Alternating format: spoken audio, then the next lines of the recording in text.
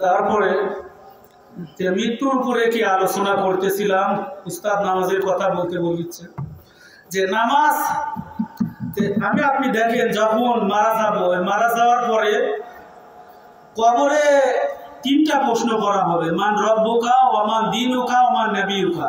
তিনটা প্রশ্নের উত্তর যদি দিতে পারি তাহলে কবর কি আল্লাহর পক্ষ থেকে আওয়াজ আসবে, ওয়া সাদিকুন আবদি, আমার বান্দা সত্য বলেছে, ফাফরিশুহু মিনাল জান্নাহ ওয়ালবিসুহু মিনাল জান্নাহ ওয়াফতাহু বাবান ইলাল জান্নাতি ফায়ুক্তা। যে যখন কবরে তিনটা প্রশ্নের উত্তর দিলেন আপনার জন্য কবরে জান্নাতের পোশাক পরিয়ে দেওয়া হবে, জান্নাতের বিছানা বিছিয়ে দেওয়া হবে, কবরে জান্নাতের দরজাগুলো কবরে খুলে দেওয়া হবে। আও ইন্নাল কবরু রাউদাতুম মিন রিয়াদিল জান্নাহ, সঙ্গে সঙ্গে কবর কি হবে, জান্নাতের বাগান হবে। আর এরপরে যদি আমরা তিনটা প্রশ্নের উত্তর না দিই, দেখেন আমি আপনি যখন নামাজ পড়ি, নামাজের ভিতরে কি পড়তে হয়, সূরাতুল ফাতিহা, লা সালাতা ইল্লা বিফাতিহাতিল কিতাব, বুখারী শরীফের হাদিস, সূরা ফাতিহা ছাড়া কি নামাজই হয় না।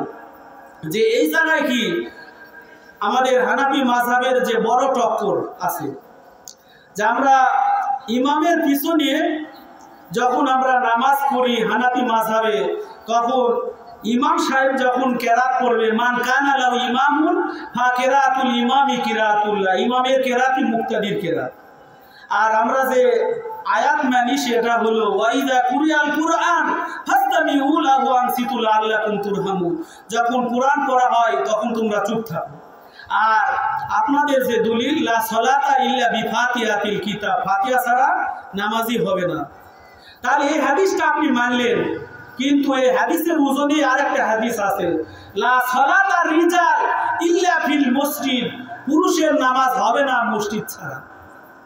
একই ওজনের হাদিস, কি বললাম, একই ওজন, লা সালাতা ইল্লা বিফাতিহাতিল কিতাব, এই হাদিস আপনি মানলেন, কিন্তু লা সালাতা রিজাল ইল্লা ফিল মসজিদ এটা মানতে হবে না। মসজিদ ছাড়া বাড়িতে নামাজ পড়বেন সুস্থ সবল মানুষ, এ নামাজ কি আল্লাহর দরবারে কবুল হবে না। যদি আপনি সুস্থ সবল মানুষ কি করেন, বাড়িতে নামাজ পড়েন, সহিহ মুসলিম শরীফের হাদিস, আবু হুরায়রা থেকে হাদিসের বর্ণনা, আল্লাহর পয়গম্বর বলেন আমার মনে চায় যারা মসজিদে নামাজ না পড়ে তারা বাড়িতে নামাজ পড়ে, আমার মনে চায় এখানে কাউকে ইমামতির দায়িত্ব দিই, আর আমি কিছু সঙ্গী সাথী নিয়ে যারা সুস্থ সবল থাকতেই বাড়িতে নামাজ পড়ে তাদের বাড়ি ঘর আগুনে জ্বালায় দিই। সবাই বলি নাউজুবিল্লাহ।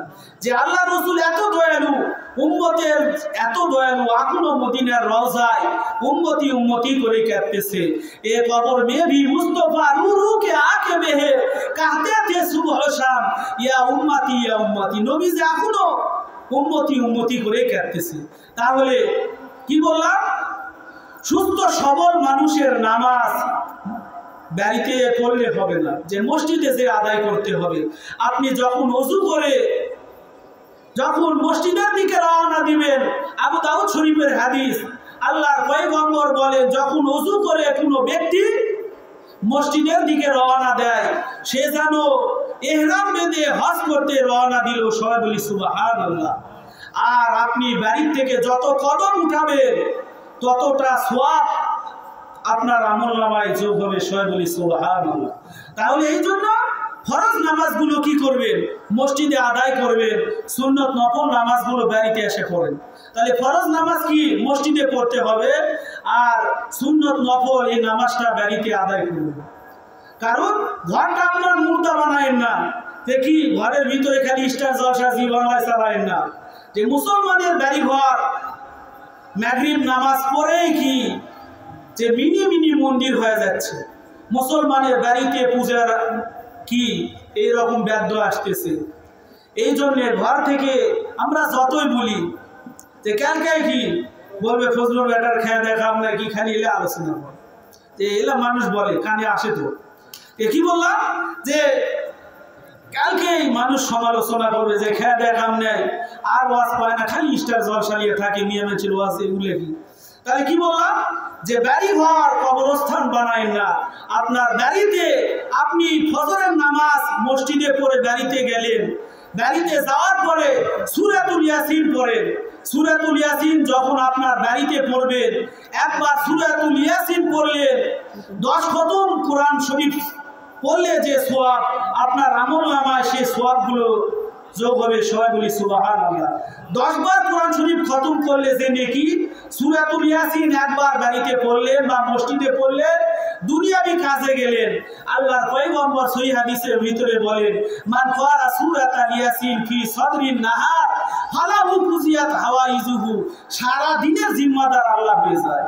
আর বাড়িতে কি করলেন, সূরাতুল ওয়াকিয়া তেলাওয়াত করলেন। সূরাতুল ওয়াকিয়া তেলাওয়াত করলেন, আপনি নিজেও মসজিদে যায় নামাজ পড়লেন, বাড়িতে স্ত্রীরা নামাজ পড়তে বলবেন। কারণ আল্লাহ ডাইরেক্ট তার নবীকে বলেন, ওয়ামুর আহলাকা বিসসালাতি ওয়াসতাবির আলাইহা, হে রাসূল আপনি আপনার পরিবারস্থ লোকদেরকে নামাজের জন্য তাগিদ দেন। তাহলে আমাদের কি দরকার নেই যে সন্তানের বয়স যখন কি হয় 7 বছর হয়, তখন আপনি আপনার সন্তানকে নিয়ে মসজিদে যাবেন। যে অনেক মুরব্বী আছে, ছোট বাচ্চা মসজিদে দেখলে কি অনেক বাজে কথা বলে, খারাপ আচরণ করে। যে খারাপ আচরণ করা যাবে না। আমি আপনি কি শিশু ছিলাম, শিশু ছিলাম, যে বয়স হয়ে গেছে, মুরব্বী হয়ে গেছি, যে বাচ্চাদেরকে মসজিদে ঢুকতে দেন। যে কিয়ামতের আলামতের ভিতরে আছে যে শেষ জামানায় যখন তোমরা তোমাদের মসজিদে ছোট বান্দা ছোট ছেলে মেয়েদের কিচির মিচির আওয়াজ যখন বন্ধ হবে, মনে করলে এটা কিয়ামতের আলামত। তাহলে ছোট বাচ্চাদের হাত ধরে কি মসজিদে নিয়ে যান। তারা দেখেন সৌদি আরব যে মোবাইলে আমরা দেখি যে বিদেশে মসজিদে নামাজ পড়তেছে, নামাজের সামনে দিয়ে ছোট বাচ্চারা দৌড়াচ্ছে। এটা যদি বাংলাদেশে হয়, ওই জায়গা কি বড় বড় আলেমরা পোস্ট দিছে যে বলতেছে এটা যদি বাংলাদেশ হয়, নামাজ পড়ে কি ওই ছোট বাচ্চা সেঙ্গামেরা ফেলে দিবে। যেরকম খিজির আলাইহিস সালাম একটা ছোট বাচ্চা, নিষ্পাপ বাচ্চা, তাকে কি ধরে যে কালকে তাফসীর, আমি মসজিদে তাফসীর পড়ি, যে এশারের আজান হলে নামাজ দাঁড়ানোর আগ পর্যন্ত 10 মিনিট 15 মিনিট তাফসীর পড়া হয়। যে কালকে কি সূরা কাহাফের ভিতরে পেলাম যে খিজির আলাইহিস সালাম একটা ছোট বাচ্চাকে ধরে কি একে ধরে বেড়ায় মেরে ফেলল। মুসা আলাইহিস সালাম ক্ষিপ্ত হলেন, বড় কাহিনী ওটা বলতে যাব না। যে কি বললাম যে বাংলাদেশ যদি হয়, মুরব্বী এত খেপে গেল নি, ওই বাচ্চা কি আজীবনে মসজিদে এলো না। তারপরে রমজান মাসে ছোট বাচ্চাগুলো আসে, যে মানুষ কি এত খারাপ আচরণ, যে 30টা বিড়ি খাবে কি 1 মাস না আপনি মসজিদে খেলো না। প্রত্যেক দিন ইফতারের সময় আসে, ছোট বাচ্চা নিয়ে আসেন, তারও কি তার রোজা রাখার কি অভ্যাস করান। যে আজ আমরা কি ছেলে মেয়েকে রোজা রাখাই না, কারণ যে ছেলে মেয়ে যদি রোজা রাখে বয়স কি শরীর দুর্বল হয়ে যাবে, এই একটা অজুহাত দিয়ে ছেলে মেয়ে রোজা রাখে না। যে এগুলা কি বেরোজগার থেকে যায়। তাহলে ছোট বাচ্চা যখন আপনার সন্তানের বয়স 7 বছর, তখন তাকে নামাজের আদেশ দাও। 10 বছর হয়ে গেলে সে নামাজ না পড়লে তাকে পিটন লাগাও। কিন্তু আমরা এমন গার্ডিয়ান নেই যে আমার সন্তান নামাজ পড়তে যায় না, ঘুমোর থেকে কলার ধরে নিয়ে গেছি, চল মসজিদে চল, এরকম একজন বাপক পাবেন না। কিন্তু সন্তান আবদার করেছে, বাবা কালী পূজার মেলা, একটা কি মোটু পাতলু বেলুন কিনাইলেন। বাপ কি মসজিদের সামনে কাতারের মুসল্লি কালী পূজার মেলায় চলে যাচ্ছে। যে আসরের আগে বললাম, যে মাগরিবের আগে বললাম যে মহিলারাও কি পর্দা করে কি কালী পূজার মেলা যাচ্ছে। যে মানুষের চোখ ফাঁকি দিচ্ছে, একে আমাকে চিনবে না, একে চলে যায়। তাহলে মুসলমান হিন্দুদের মেলা, সনাতন ধর্মের মেলা, এই মেলায় কি মুসলমান অ্যাটেন্ড করতে পারে না, এটা সম্পূর্ণরূপে হারাম। আমার মসজিদে সূরাতুল কাফিরুন থেকে প্রত্যেক কালী পূজার মেলার দিনে 2-1 দিন আগেই ওয়াজ করি, যে সূরাতুল কাফিরুন থেকে যে আবু জেহেল তার লিডারেরা আসা আল্লাহ রসুলকে একটা প্রস্তাবনা দিলেন যে কিছুদিন কি আমরা আপনাদের কি মসজিদে আসি, কিছুদিন কি আপনারা কি আমাদের লাত মানত উজ্জা হুবল যা আছে এই মূর্তির কি আপনারা পূজা অর্চনা করুন। আল্লাহ রসুল কি রাজি হয়নি? তাহলে যে রসুল উম্মতের কান্ডার, নবী রাজি হলো না, উম্মত কি ধর্ম যার যার উৎসব সবার, পূজার মেলায় চলে যাচ্ছেন, বছরের পর বছরে পাপের কাজ করতেছেন, এক বছর গেলেন পরের বছর তওবা করেন না, বারবার কি চলে যান, বছর আসলেই যে সন্তানকে কান্না সহ্য করে পারেন না। আপনার কি দয়া? এই দয়া কি আপনার শিরকিয়াতের দিকে ধাবিত করতেছে। এই দয়া করা চলবে না। হযরতে লুকমান আলাইহিস সালাম যে কি একজন ওলি, তার নাম কি কোরআনে আসছে। আল্লাহ তাকে বললেন যে আপনি নবুয়ত চান না এলেম চান? তিনি কি এলেম চাইলেন। তাহলে আল্লাহ এত এলেম হযরতে লুকমান হাকিমকে দিছে। সূরাতুল লুকমান 21 নম্বর পারায় খুলে দেখবেন, হযরতে লুকমান তার সন্তানকে বলতেছে, ইয়া বুনাইয়া লা তুশরিক বিল্লাহ, হে সন্তান শিরকের কাজ করো না, ইন্না শিরকা লা যুলমুন আযীম, নিশ্চয় শিরক কি মস্ত বড় জুলুম। তাহলে সন্তান কাঁদতেছে, কালী পূজার মেলায় বছরে বছরে নিয়ে গেলেন, কিন্তু আপনার সন্তান বেনামাজি হচ্ছে, মসজিদে যায় না, আপনি বাপ কি ওযু করে কাঁদতে কাঁদতে মসজিদে যাচ্ছেন, আর বছরের পর বছর আপনার সন্তান ফজরের নামাজে আসে না। আল্লাহ পাক কোরআনের ভিতরে বলেন সূরা বনী ইসরাঈল, ইন্না কুরআনাল ফাজরি কানা মাশহুদা, নিশ্চয় ফজরের নামাজ এটা কি হবে, ঈমানদারদের জন্য সাক্ষী হবে। রাতের যেগুলো ফেরেশতা সকালে কি চলে যায়, দিনের যেগুলো ফেরেশতা সেগুলো কি ফজরের সময় এসে তার কাজে যোগদান করে। তাহলে রাতের ফেরেশতা দিনের ফেরেশতা আপনাকে নামাজেই দেখে গেল। এই জন্য বলা হয় ইন্না কুরআনাল ফাজরি কানা মাশহুদা, ফজরের নামাজ এটা হবে ঈমানদারদের জন্য সাক্ষী। এই জন্য আমাদের নামাজ পড়তে হবে। আউয়ালু মা ইউহাসাবু বিহিল আবদু ইয়াউমাল কিয়ামাতি আস-সালাহ, কিয়ামতের কঠিন ময়দানে আগে নামাজের হিসাব হবে। যার নামাজ ঠিক তার সমস্ত আমল ঠিক, আর যে নামাজে ধরা খেয়ে যাবে তার বাকি আমলগুলো দিয়ে সে কি আর পার পাবে না। এই জন্য পাঁচ ওয়াক্ত নামাজ বা জামাত আদায় করি। এই কোরআন হাদিসের মাহফিল বছরে একটা দিন হয়, এগুলোর উদ্দেশ্য কি? এই এলাকার ভিতরে কোরআন হাদিসের এই মেলা লাগানো হয়েছে, মেলা মানে কি জালসা করা হইতেছে। এখানে কোরআন হাদিস থেকে বক্তারা কোরআন হাদিস থেকে বয়ান করবে, এলাকার মানুষ পর্দানিশীন হবে, নামাজি হবে, এটাই তো উদ্দেশ্য না অন্য কিছু। যে আমাদের নামাজ পড়তে হবে।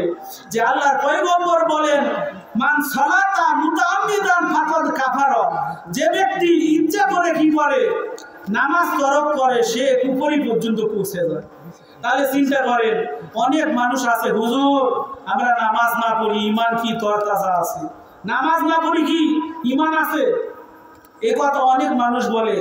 হ্যাঁ নামাজ পড়ে কি হবে, নামাজ পড়ে কি হবে, নামাজ পড়ে কি হবে, নামাজ পড়ে সুদ খাচ্ছে ঘুষ খাচ্ছে, নামাজ পড়ে কপালত কালো দাগ ফেলাচ্ছে, বোনের হক দেয় না, আরেকজনের জমি দখল করে। এভাবে কি নামাজিরা যখন কি করে এই কাজগুলো করে তখন মানুষ কি নামাজিদেরকে দেখতে পারে না। যে এই জন্য বললাম যে আমি যখন আমার নামাজটা কি যদি আল্লাহ কবুল করে, দেখেন আল্লাহর ডাইরেক্ট ঘোষণা, উতলু মা উহিয়া ইলাইকা মিনাল কিতাবি ওয়া আকিমিস সালাহ ইন্নাস সালাতা তানহা আনিল ফাহশাই ওয়াল মুনকার। আল্লাহ পাক বলে নিশ্চয় নামাজই পারে সমস্ত ফাহিশা কাজ অশ্লীল কাজ থেকে বাঁচাতে। তাহলে এখন আমরা নামাজ পড়ি এনজিও থেকে সুদের টাকা নিই, কিস্তি নিই, লোন উঠাই, নামাজ পড়ি ছেলে মেয়েকে ঘুষের জন্য চাকরি, ঘুষ না দিলে চাকরি হবে না, কত লাখ লাগবে, ঘুষ দিয়ে চাকরি করাইতেছি, মেয়েগুলো বেপরদায় ঘুরতেছে, বাড়িতে পাপের কাজ হইতেছে, কিন্তু আমি নামাজ পড়ি। তাহলে আল্লাহর ঘোষণা আল্লাহর ডিক্লারেশন যে দিলে নামাজই পারে সকল ফাহিশা কাজ থেকে বাঁচাতে। তাহলে আমি নামাজ পড়ি কিন্তু আমাদের নামাজ সওয়াবের যোগ্যতায় রাখে না। আবু দাউদ শরীফের হাদিস আছে, আল্লাহ রসুল বলেন যে মানুষ নামাজ পড়ে সে 10 ভাগের 1 ভাগ সওয়াব পায়, সে 5 ভাগের 1 ভাগ সওয়াব পায়, সে কি 2 ভাগের 1 ভাগ সওয়াব পায়। এভাবে এখানে আল্লাহ রসুল সংখ্যা দিক্ষ বলেছে। আল্লাহ রসুল বলেন কিছু মানুষ নামাজ পড়ে, এই নামাজটা পুরানো কাপড়ের মতো গুটাইয়া নামাজির মুখে নিক্ষেপ করা হয় যে তোর নামাজ তুই নিয়ে যা। তাহলে আমরা যে নামাজ পড়ি এই নামাজের কি মাসলা মাসাইল আমরা জানি না। নামাজের ভিতরে বাইরে 13 ফরজ, এটা কি একজনকে যদি ধরি পায়জামা লুঙ্গি গরম হয়ে যাবে, পারবেই না। এমনও মুরব্বী আছে ফরজ গোসল জানে না, যে মাগরিবের নামাজ পড়িচ্ছি, একটা মুরব্বী আমার পাশে নামাজ পড়লো, আমি নিয়ত বেঁধে আছি, ওখানে বারবার তাকাচ্ছে, বারবার দেখিচ্ছে, নামাজ পড়িচ্ছে আর কি বারবার দেখিচ্ছে, যে নামাজ পড়তেছে বারবার কি এইদিকে তাকাচ্ছে ওইদিকে তাকাচ্ছে, বুড়া মানুষ। তাহলে চিন্তা করে দেখে নামাজের ভিতরে ডানে বামে তাকাতে হয় না, এটাও কি বুড়া হয়ে যাচ্ছে, মারা যাবে, কবর পথে যাত্রী হবে, তারপরেও কি নামাজের একাগ্রতা নেই। আজ আমরা নামাজ পড়ি কি নামাজের ভিতরে কি বান্দায় গাড়া বাজারত যা বসে আছে, নামাজ পড়িচ্ছি দেখি আজকে হাটের দিন, আজকে আলুর যে দাম না কি আলুর দাম, তারপরে কি বাগুনের যে বিনজাল বাগুনের যে দাম, নামাজ পড়িচ্ছে না নামাজের ভিতরে কি বাজারের চিন্তা। নামাজ পড়তেছে ছেলে কি সৌদিত আছে ওই জায়গায় চলে গেল, নামাজ পড়তেছে আপনি কি স্ত্রীর কাছে চলে গেল, ছেলের কাছে মেয়ের কাছে আপনার মন চলে গেল। অথচ আল্লাহর পয়গম্বর বলেন লা সালাতা ইল্লা বিহুজুরিল কলবি, একেবারে সহিহ হাদিস, কলব হাজির না থাকলে নামাজ হবে না। তাহলে আমি নামাজ পড়তেছি, আমার মন কি বিভিন্ন জায়গায় ঘুরতেছে। এরপরে কি ওযু ভঙ্গের কারণ, গোসলের ফরজ, ওযুর ফরজ, নামাজের ভিতরে বাইরে 13 ফরজ, নামাজের 10টা সূরা কি আমার সহিহ হওয়া লাগবে। সারা জীবন নামাজ পড়লাম, কুল হু আল্লাহু আহাদ, কুল হু, কুল মানে কি খাও, কুল হে নবী আপনি বলে দেন। সারা জীবন এভাবে হরফের পার্থক্য শিখলাম না, কুল হু আল্লাহু আহাদ, খাও হে নবী আল্লাহ এক।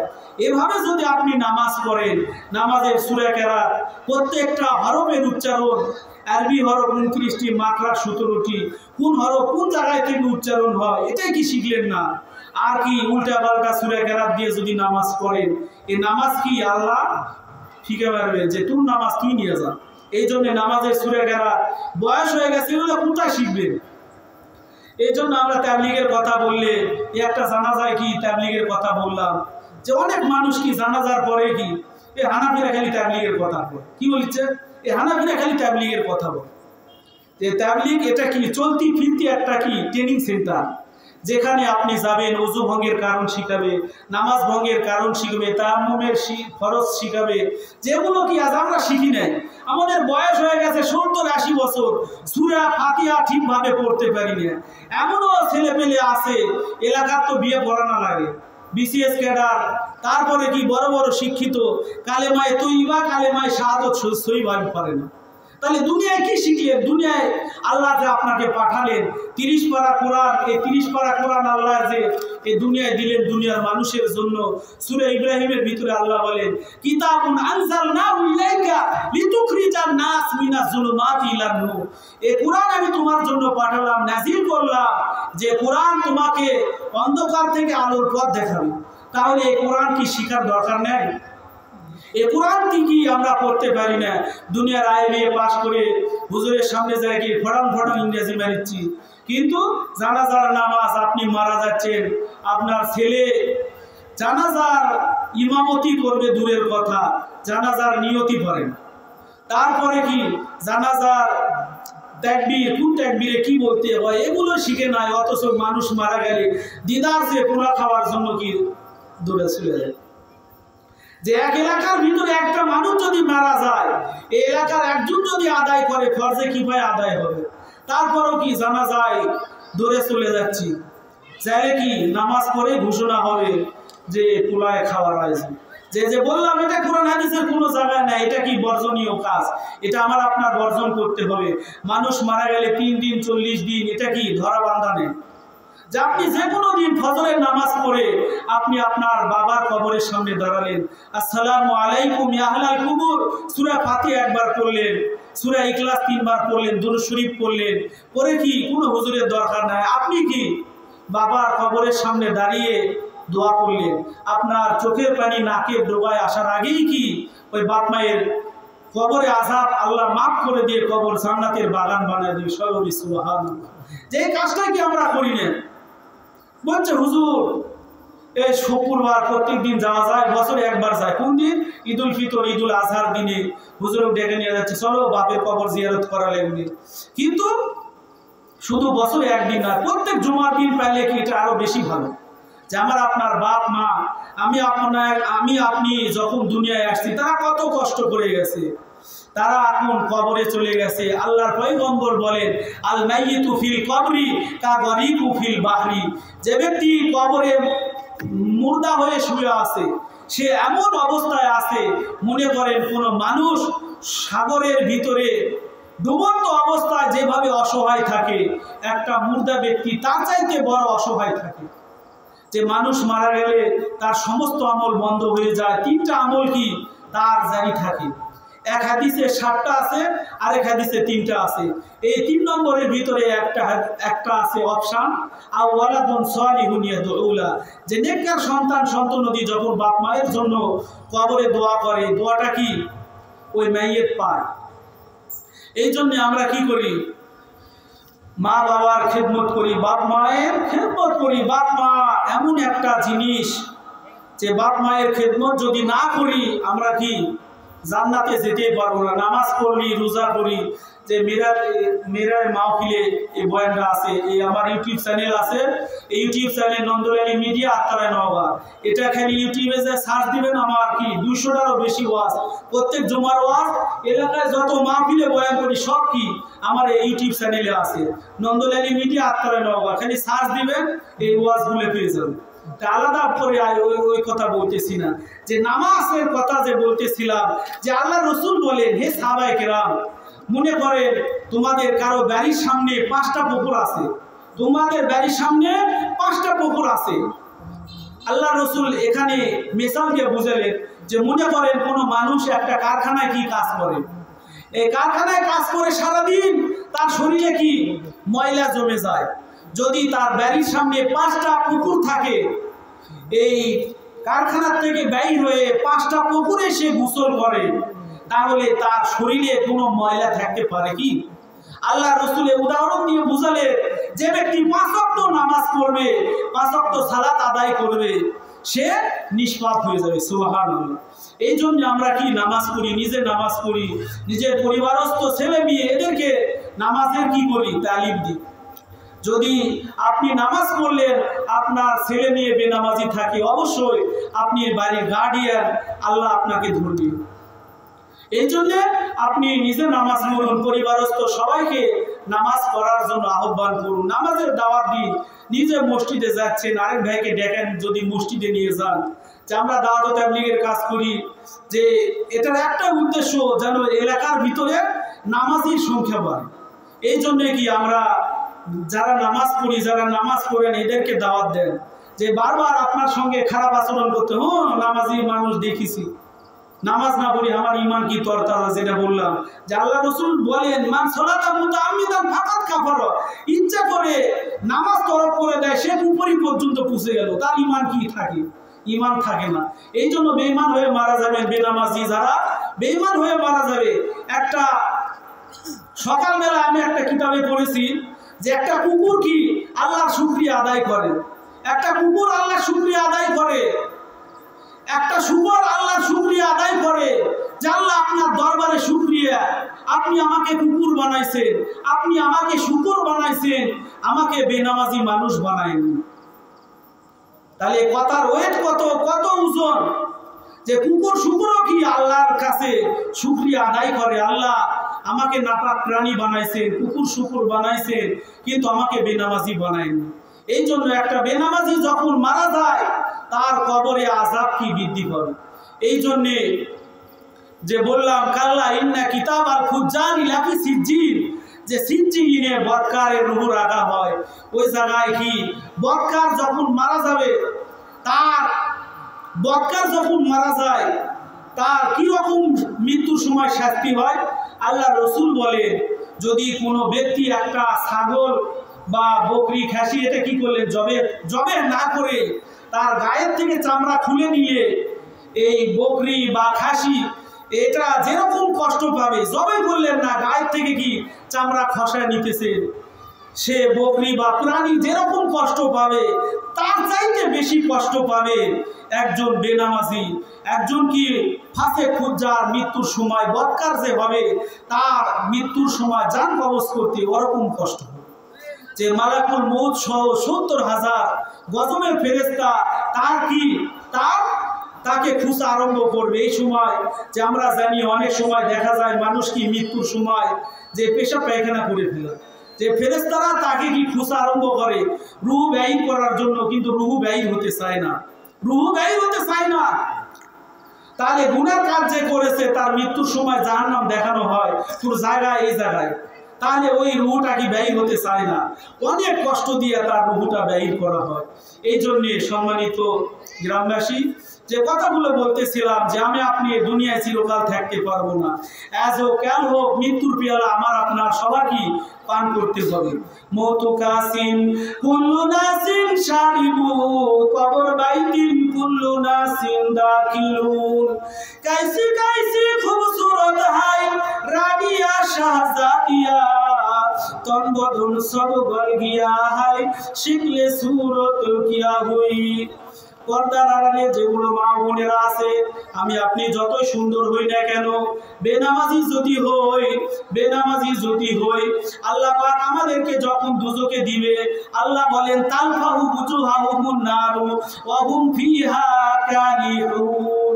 সূরাতুল মুমিন যখন আল্লাহ এই সুন্দর মানুষ যারা কি নামাজ পড়ে নেয় এই মানুষের চেহারায় কি আগে আগুন লাগিয়ে দেওয়া হয়। তার চেহারার এত বড়াই করেছিল, আমি সুন্দরী, আমার চাইতে কি আর কি পাড়ার ভিতরে কি আর কোনো সুন্দরী নেই, যেভাবে রূপের বড়াই করে। এই কথায় কবি বলেন কাইসি কাইসি খুবসুরত হাই রানিয়া শাহজাদিয়া তন বদন সব গল গিয়া হাই শিখলে সুরত কিয়া হই। আমি আপনি মারা যাব, মারা যাওয়ার পরে আমার হাড় হাড্ডি হবে। এই হাড় হাড্ডি আল্লাহ কি বলেন যে কাফেররা কুরআন শরীফের ভিতরে সূরা বনী ইসরাঈলের ভিতরে আছে, কাফেররা আল্লাহর রাসূলকে যা বলল আইজা মিতনা ওয়া কুননা তুরাবা ওয়া ইজামান আইনা লামাবউসুনা খালকাম জাদীদা, আমরা মারা যাব, হাড় হাড্ডি হয়ে যাব, তখন কি আল্লাহ আমাদেরকে তুলবে?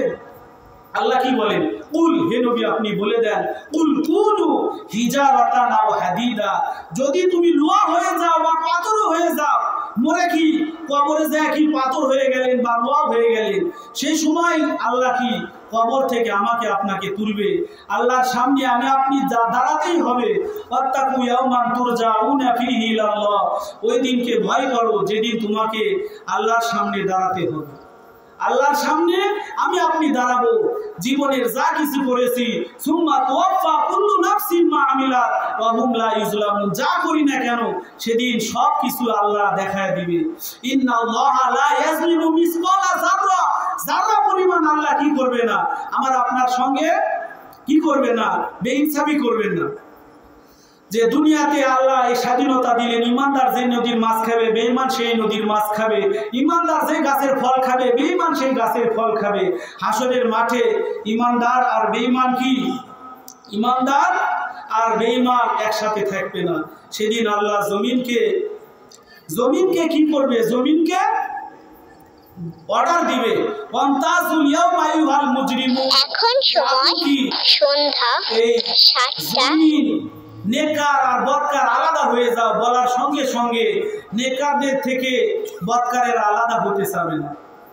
এই কথা আল্লাহ পাক সূরা আরাফের ভিতরে বলেন যে যারা দুনিয়াতে নামাজি ছিল, এই নামাজি ব্যক্তিরা যখন নামাজে যেত বেনামাজিরা কি চোখ দিয়ে ইশারা করে দেখ নামাজ পড়ে যাচ্ছে। ঠিক এরকম জান্নাত জাহান্নামীরা সামনে দেখতে পাবে।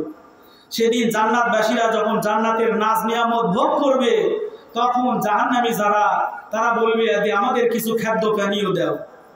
তখন বলবে ক্বালু ইন্নাল্লাহ হারামাহুম আলাল কাফিরিন, আল্লাহ কাফেরদের জন্য এই জান্নাতি খাদ্য হারাম করেছে। তাহলে আমি আপনি যে খাদ্য জান্নাতে বসে খাবো, বেনামাজি যারা দুনিয়ায় যারা নামাজ পড়েনি ওরা কি দেখবে আর আফসোস করবে। এই জন্য দেখেন মানুষ যখন দুজকে চলে যাবে আল্লাহ পাক সূরা মুদাসসিরের ভিতরে বলেন ইয়াতাসালুনা আনিল মুজরিমিন, যে হে গুনাহগারের দলেরা, ইয়াতাসালুনা আনিল মুজরিমিন মা সালাকাকুম ফি সাকার, তোমরা কেন দুজকে আসলে, তোমাকে কে দুজকে নিয়ে আসলো, দুজকে কেন আসলে? তখন প্রথম যে উত্তর দিবে ক্বালু লাম নাকু মিনাল মুসাল্লিন, আসলে আমি নামাজি ছিলাম না। এই জন্য দুনিয়াতে মসজিদ থেকে আজান আসতেছে, হাইয়া আলাস সালাহ, এসো নামাজের দিকে আসো, এসো সফলতার দিকে আসো। আর আমি কি এই শীতের দিন আসতেছে, ল্যাব গরম করতেছি, বইয়ের গলা ধরে কি আরামে শুয়ে থাকি? এই বউ কি হাসরের মাটি একটা নেকি দিবে না? বইয়ের কাছে চলে যাবেন যে বউ, যে সারাদিন সারা জীবন তোকে দুনিয়াতে হালাল হারামে ডিপেন্ড না করে সুদ খাইছি, ঘুষ খাইছি, তোর জন্য কি অনেক জনক ঠকায় যে অবৈধ টাকা ইনকাম করে নিয়ে আসে, তোর কি গরুর গোস্ত খাওয়াইছি, মাছ খাওয়াইছি, বডি স্বাস্থ্য কত ভালো রাখছি, যে আজকে একটা নেকির জন্য কি আমি দুজকে চলে যাব? একটু হেল্প কর, একটা নেকি দে। তখন ওই বউ বলবে যে দুনিয়াতে আমার কোনো স্বামী ছিল না। যে কি একটা ডেঞ্জারাস সময় হবে, যে আমার একজন মুসল্লি বলেছে, হুজুর দুনিয়ার মানুষ মিথ্যা কথা বলে, যে দেখেন মিথ্যাবাদীর শাস্তি কি? আল্লাহ বলেন ওয়াইলুল ইয়াউমাইযিল লিল মুকাজ্জিবিন, যারা মিথ্যাবাদী তাদের জন্য ওয়াইল দুজক, মিথ্যাবাদীদের জন্য ওয়াইল দুজক। কিন্তু হাসরের মাঠে ডেঞ্জারাস একটা সময়, সেই সময় সবাই তার পরিচিত জনকে দেখে ভেটতে থাকবে। এই কথাই আল্লাহ পাক সূরাতুল আবাসার ভিতরে বলেন, ইয়াউমা ইয়াফিরুল মারউ মিন আখিহি ওয়া উম্মিহি ওয়া আবিহি ওয়া সাহিবাতিহি ওয়া বানি। সেদিন ভাই ভাইয়ের পরিচয় দিবে না, বন্ধু বন্ধুর পরিচয় দিবে না। যে এক বন্ধু আরেক বন্ধু নিয়ে কি যে এলাকায় ঘোষণা দিচ্ছিল, চলো বন্ধু আজকে সন্ধ্যা স্কুলে বিচিত্রা হল, যে আমরা বান্দাগারা পূর্বপাড়া মসজিদে নামাজ পড়ায়, ওই জায়গায় আমরা বসে আছি আসর পরে, খালি কি অটো সিএনজি খালি ফুল যাচ্ছে, ব্যাপার কুটি যাচ্ছে না, হচ্ছে সলিয়া স্কুলে আজকে বিচিত্রা হবে। কি করছে? সলিয়া স্কুলে আজকে বিচিত্রা হবে, যে খালি মোবাইল করিচ্ছে, চলো হচ্ছে আমার গাড়ি ভাড়া নেই, গাড়ি ভাড়া নাই, কি হচ্ছে আমি বেঁচে আছি কিসো? কি করছে এক বন্ধু আরেক বন্ধু, আমি বেঁচে আছি কিসো, চ হুন্ডার তেল ফ্রি, চ তাড়াতাড়ি চ। বিচিত্রা হচ্ছে গানের জন্য, কনসার্টের জন্য কি এক বন্ধু আরেক বন্ধু দেখিচ্ছে। এই বন্ধু কি আল্লাহ বলেন মালি যালিমিনা মিন হামিমিউ ওয়ালা শাফিউত, কিয়ামতের ময়দানে জালেমদের কোনো এমন বন্ধু পাওয়া যাবে না যেদিন এই বন্ধু সাহায্য করবে। এই বন্ধু কি বন্ধুর সাহায্য করবে না। এই জন্য আল্লাহ রসুল বলেন যে হে আমার উম্মতেরা, তোমরা যখন কে কাউকে বন্ধু বানাবে এটা খুব চিন্তা করে বন্ধু বানাও। ফালিয়ানজুর মা ইউখালিল, একটু চিন্তা করে বন্ধু বানাও, কাকে বন্ধু বানাইতেছো। তোমার বন্ধু যদি বেনামাজি হয় তোমাকে বেনামাজি করেই ছাড়বে। তোমার বন্ধু যদি সিনেমা দেখনেওয়ালা হয় তোমাকে কি সিনেমা দেখায় ছাড়বে। তোমার বন্ধু যদি কি হয় বিড়ি খায়, সিগারেট খায়, তোমাকে গাঞ্জা ইয়াবা বাবা খায় খিলে ছাড়বে।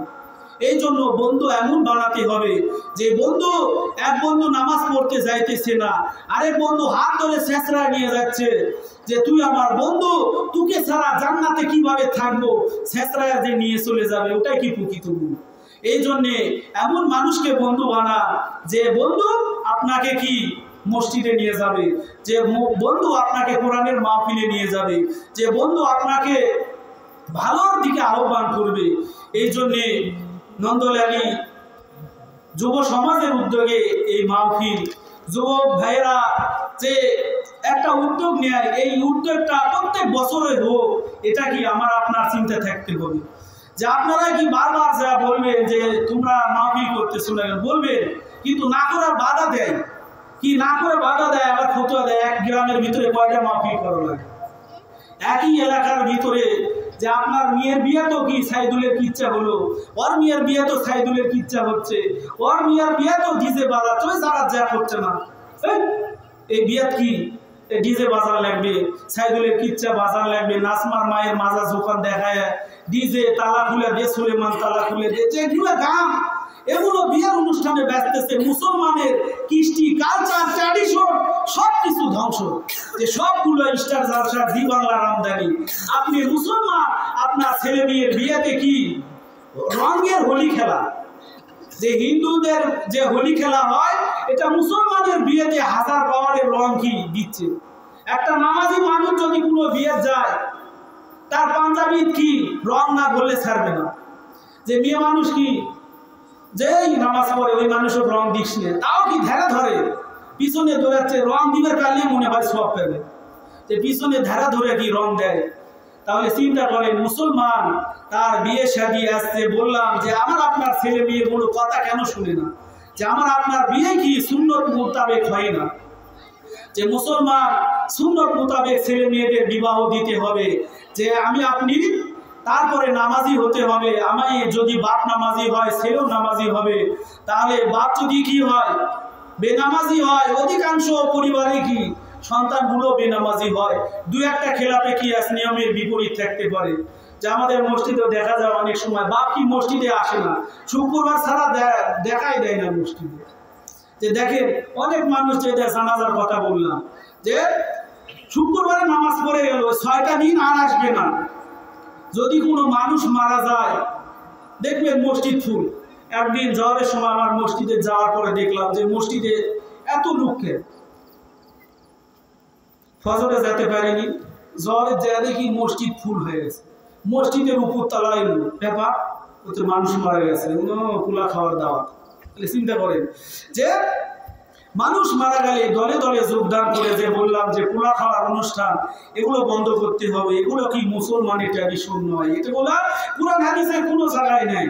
3 দিন 40 দিন এটা করা লাগবে, কোনো জায়গায় নাই। আপনার বাপ মা মারা গেছে, প্রত্যেক দিন ফজরের নামাজ পড়ে কবরের সামনে যান, চোখের পানি ছাড়েন, কবর জিয়ারত করেন, আপনার দিল মন অন্তর নরম হয়। কিন্তু আজ আমরা অনেক মানুষ আছে যে কি বাপ মা মরে গেলে শুকরিয়া আদায় করে, যে আজ থেকে আপদ বিদায় হয়ে গেল, আজ থেকে কি আপদ বিদায় হয়ে গেল। যে না, বাপ মা জীবিত থাকতে 7টা হক, বাপ মা মারা যাওয়ার পরেও কি 7টা হক আছে। যেদিন আমি মারা যাব, যে আমার একটা উদাহরণ দিলাম, যদি আমার বাপ মারা হয়, একটা উদাহরণ বললাম, যে আমার বাপ মারা গেল দেখে কি আমি বেঁচে গেলাম এমন না। যেদিন আমি মারা যাব সেদিন বেঁচে গেলাম। যে আমি যতদিন দুনিয়ায় আছি আমার দায়িত্ব হলো, বা আমার বাবার যদি কোনো ঋণ থাকে এগুলো আদায় করা, আমার বাবার যদি কোনো সৎ নিয়ত থাকে এই নিয়তগুলো পূরণ করা, এরপরে বাপ মায়ের জন্য দান সদকা মানুষকে হাদিয়া দেওয়া, দান সদকা করা, হাদিয়া দেওয়া। মসজিদ মাদ্রাসায় দান করলেন, ওয়াজের মাহফিল করতে পারতেছে না, সেখানে টাকা দিয়ে মাহফিল করালেন। যত মানুষ কোরআনের মাহফিল শুনে আমল করবে, আপনি যদি 1টা টাকাও দান করেন, এটা কি সদকা জারিয়া হয়ে যায়। তাহলে আপনি কি এই ভালো কাজগুলো যদি করেন, আর তাহলে অবশ্যই কি আপনার বাপ মা কবরে কি সুখে শান্তিতে থাকবে। এই জন্য কি বললাম, যে আমরা নিজেও নামাজ পড়ি, আমার পরিবারস্থ যারা আছে এদেরকে নামাজের তালিম দিই। কারণ আমার কবরে আমাকে যেতে হবে, আমার কবরে কি আরেকজন যাবে না। আল্লাহ ডাইরেক্ট বলেন, আল্লাহ তাজিরু ওয়াজিরাতুন বিজরা উখরা, সেদিন কেউ কারো বোঝা বহন করবে না, যার বোঝা তারই বহন করতে হবে।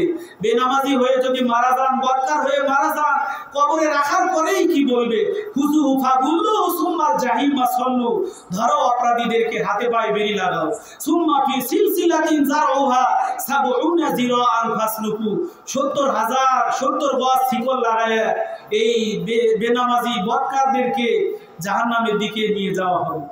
সেদিন বুঝবেন বেনামাজি থাকার কি ফল। তাহলে আল্লাহ পাক আমাকে আপনাকে দুনিয়ায় এখনো জিন্দা রাখছে, এখনো আমরা মসজিদে ঢুকি, 5 ওয়াক্ত নামাজ পড়ি, ইমান আমল গুছায় যায়। আর দুনিয়া মাজরাতুল আখিরা, দুনিয়াটা হলো পরকালের সম্পদ অর্জন করার জায়গা। এখান থেকে আপনি যত নেক কাজ করতে পারবেন, মাটির উপরে যত নেক কাজ করবেন, মাটির উপর নিচে যাওয়ার পরে এই ফল পাবেন। যে আমি আপনি যদি কি বাড়িতে কোনো গাছই লাগালাম না, আর কি প্রত্যেক দিন সূরা ইয়াসিন, তারপরে দামি দামি সূরা পড়ে দোয়া করছে, আল্লাহ আমার বাড়িতে কি আম দাও, আমের গাছই লাগাইনি, কি প্রত্যেকদিন দোয়া করেছে আল্লাহ আম দাও। তাহলে ওই মানুষ যেরকম পাগল, ঠিক যারা কি আল্লাহর জান্নাতে যেতে চায় কিন্তু নামাজ পড়ে না, আল্লাহর জান্নাতে যেতে চায় কিন্তু নামাজ পড়ে না, কি বলে যে হুজুরেরা ওয়াজ করেছে আল্লাহ কি খুবই দয়ালু, আল্লাহ খুবই দয়ালু, একদিন না একদিন আমরা জান্নাতে যাব। এর আগে যখন আপনি দুজকে যাবেন আপনার তেল ব্যয় করে ছাড়বেন। যে আল্লাহ বলেন, যে কোরআনের আয়াত হাদিসের যেগুলো আমরা বলি, আল্লাহ কি বলেন, যারা আমার আয়াতকে মিথ্যা মনে করে, সূরা নিসা খুলে দেখেন, আল্লাহ বলেন ইন্নাল্লাযিনা কাফারু বিআয়াতিনা সাওফা নুসলিহিম নারা, যারা আমার আয়াতকে মিথ্যা মনে করে এদের জায়গা হবে জাহান্নাম। আয়াতকে মিথ্যা মনে করা মানে কি, এই জুমার দিন জুমার খতিব সাহেব ইমাম সাহেব যেগুলো বলে, এই বক্তারা স্টেজে কোরআন হাদিস থেকে যা বলবে এগুলো সব কি আল্লাহর কোরআনের আয়াত। এই কোরআন শোনার পরে যদি আমল না করেন তাহলে কি আল্লাহর আয়াতকে অস্বীকার করা হবে। এরকম মানুষের কি শাস্তি হবে? আল্লাহ বলেন কুল্লামা নাতিজা জুলুদুম বাদদালনাহুম জুলুদান গায়রাহা লিয়াযুকুল আযাব। জাহান্নামে যখন বান্দাকে, জাহান্নামীকে যখন কি আগুন, তার শরীরে যখন আগুন ধরে যাবে, এই এক চামড়া পুড়ে ছাই হয়ে যাবে, আবার নতুন করে চামড়া স্কিন, নিউ স্কিন, নতুন চামড়া আবার দিয়ে দিবে আল্লাহ। যেইভাবে জাহান্নামের আগুনকে আচ্ছাদন করো, লিয়াযুকুল আযাব, আয়াতের শেষে কি আছে? লিয়াযুকুল আযাব, জাহান্নামের আগুনকে তোমরা আস্বাদন করো। তাহলে আমি আপনি দুনিয়ার আগুনই সহ্য করতে পারি না। দুনিয়ার ইট ভাটায় পড়লে মানুষ কি নেওয়া যায় না, মানে কি সে মানুষের অস্তিত্বই থাকে না। দুনিয়ার ইট ভাটার চাইতেও আল্লাহ বলেন কুল নারু জাহান্নামা আশাদ্দু হাররা, সূরা তাওবা 10 নম্বর পারার 19 নম্বর পৃষ্ঠা আল্লাহ বলেন জাহান্নামের আগুনকে আমি আল্লাহ অধিক উত্তপ্ত করেছি। পৃথিবীর শুরুতে আল্লাহ যখন কি করলেন, দোজখ তৈরি করলেন, তখনই কি দোজখে আগুন লাগাই দিলেন। 100 বছর পর্যন্ত আগুনটা জ্বললো, লাল কালার, নীল কালার, এভাবে আগুন কি আগুন জ্বলতেছে, তেজ দীপ্ত হইতেছে। এই জাহান্নামীদেরকে যখন জাহান্নামের আগুন ধরবে, আল্লাহ সূরা হুমাযার ভিতরে বলেন আল্লাতী তাত্তালিউ আলাল আফইদা, আল্লাতী তাত্তালিউ আলাল আফইদা, জাহান্নামীকে যখন জাহান্নামের আগুন ধরবে তার কলজা পর্যন্ত পুড়ে কয়লা হয়ে যাবে। আচ্ছা, যে জাহান্নামী যখন কি জাহান্নামে জ্বলবে, দুনিয়ার আগুন কি যেই জায়গায় লাগবে ওই জায়গায় কি আপনি ব্যথা পান, কিন্তু জাহান্নামী জাহান্নামে যখন এই আগুন ঝরবে, তার গায়ে ধরবে জাহান্নামের আগুন, সঙ্গে সঙ্গে তার কলজা পর্যন্ত পুড়ে ছারখার হয়ে যাবে। আল্লাতী তাত্তালিউ আলাল আফইদা ইন্নাহা আলাইহিম মুকসাদা ফি আমাদিন মুমাদ্দাদা, সূরা হুমাযা বাড়িতে যে বাংলা তাফসীর দেখবেন, যে ওখানে আল্লাহ কি বলতেছে যে জাহান্নামের আগুন এত তেজ দীপ্ত আগুন, এই আগুন কি সহ্য করতে পারবেন না। এই জন্য বেনামাজি হয়ে মারা যায় না। বেনামাজি হয়ে মারা গেলে 1 লক্ষ একবার নামাজ যদি না পড়ি, হাদিসে আছে 2,88,00,000 বছর জাহান্নামের আগুনে জ্বলালেন। যে দুনিয়ার কি 60-70-80 বছর আমরা বেঁচি, আর হাসরের মাঠে 1000 দিন, দুনিয়ার কি 1000 দিনে, দুনিয়ার 1000 দিন হাসরের মাঠে একদিন হবে, দুনিয়ার 1000 দিন জান্নাতে কি হবে? একদিন হবে। তাহলে এই জাহান্নামের আগুনে লক্ষ কোটি বছর আমাদের জ্বলতে হবে। এই জন্য আসিও আমরা যেন বেনামাজি না হই। আর আমরা যদি বেনামাজি হই তাহলে কি আছে, বেনামাজির কবরে 99টা সাপের ব্যবস্থা আছে। যে দুনিয়ায় কি রাজা কবিরাজ রাস্তার মোড়ে সাইনবোর্ড লাগানো দেখছি, যে রনে বনে জঙ্গলে যেখানে সাপ দেখবে রাজা কবিরাজকে বলে ফোন দিবে। তাহলে আপনি বেনামাজি হয়ে মারা গেলেন, বেনামাজির কবরে 99টা সাপ, এই সাপে দংশন করতে থাকবে 99টা। যে দুনিয়ার একটা সাপ নয়, বেনামাজির কবরে 99টা সাপ। ওই সাপ যদি একবার জমিনে নিঃশ্বাস ছাড়ে, এই দুনিয়ায় আর কোনো সবুজ কোনো ঘাস উদ্ভিদ জন্মিবে না। আল্লাহ পাক অল্প সময় যা কিছু আলোচনা করলাম, আমাকে আপনাকে সবাইকে এই কথাগুলোর উপর আমল করার আল্লাহ তৌফিক দান করুন। সকলে আল্লাহুম্মা আমিন। আসসালামু আলাইকুম ওয়া রাহমাতুল্লাহি ওয়া বারাকাতুহু।